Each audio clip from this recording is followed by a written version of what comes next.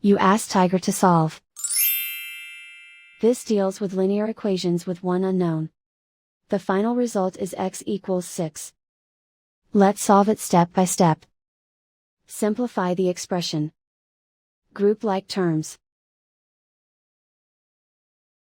Simplify the arithmetic. Swap sides.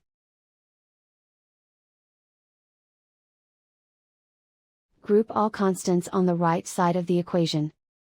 Subtract 3 from both sides. Simplify the arithmetic.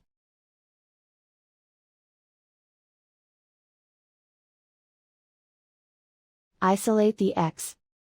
Divide both sides by 2. Simplify the fraction. Find the greatest common factor of the numerator and denominator. Factor out and cancel the greatest common factor. And so the final result is x equals 6.